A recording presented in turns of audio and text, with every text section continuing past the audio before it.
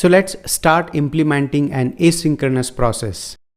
At the moment, we will not have any API calls, so we will mock the asynchronous process with the help of setTimeout.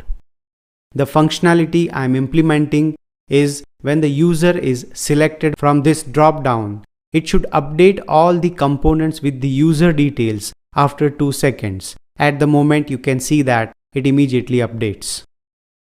And for this, we will have the flow somewhat like this. So at the moment we have this login handler and this dispatch is dispatching the object literal, but this object literal will immediately call the reducer and we don't want that. We need to have some time in between. So let's say for example inside the actions.js we are going to add a function validateUser, and inside this validateUser, like here in the API calls and validations place, I'm going to put the setTimeout. So that means this dispatch will look something like this.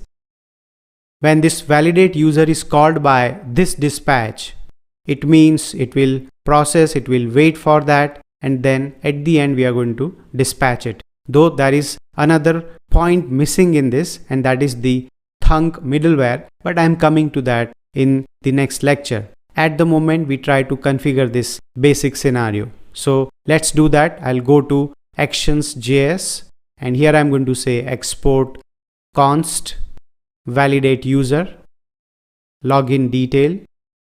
Now I'm just putting a comment here that this is the place where we will have the API calls, but at the moment I'm just going to put setTimeout, and inside this I'm going to say dispatch, and I will have, let's say for example 2000 milliseconds. So the function which contains the API call, or basically an asynchronous process, is ready. Now let's go to login.js. Now I do not need this login import anymore. Instead I'll just say validateUser, which is going to be the function. Now here also I don't need this dispatch, and I'm going to add dispatch validateUser and the login detail we are going to pass. So now we have done first step of the configuration, but this is not sufficient. But I'm going to save this and I'm going to run to show what exactly is the problem with this code. So now let's run the code. As you can see that it says dispatch is not defined. Why is it so? The reason is, if you observe this particular figure, we have the dispatch in login.js because we have imported useDispatch and then we create the dispatch object. But here in actions.js, we do not have the dispatch object available. Certainly, you can pass the dispatch object from login.js inside the validateUser parameter, and that you can pass here in the validateUser. But that isn't the right way. The reason is you may have multiple functions and you just want that wherever you need to have the dispatch object, you want to make it available.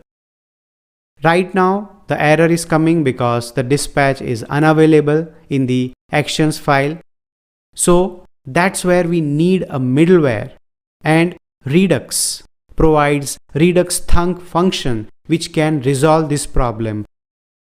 It will make the dispatch object available wherever you have actually dispatched the action.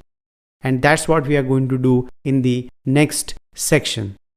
So here in this lecture, we just saw configuring the action creator and the function where we have the asynchronous process configured. There can be one relative question, and that is about action creator, though we have already discussed, but yes, this is an important point. Action creator is a pattern. You use it with the dispatch. Inside dispatch, instead of passing an object literal like this, you give a function which eventually returns the object literal only.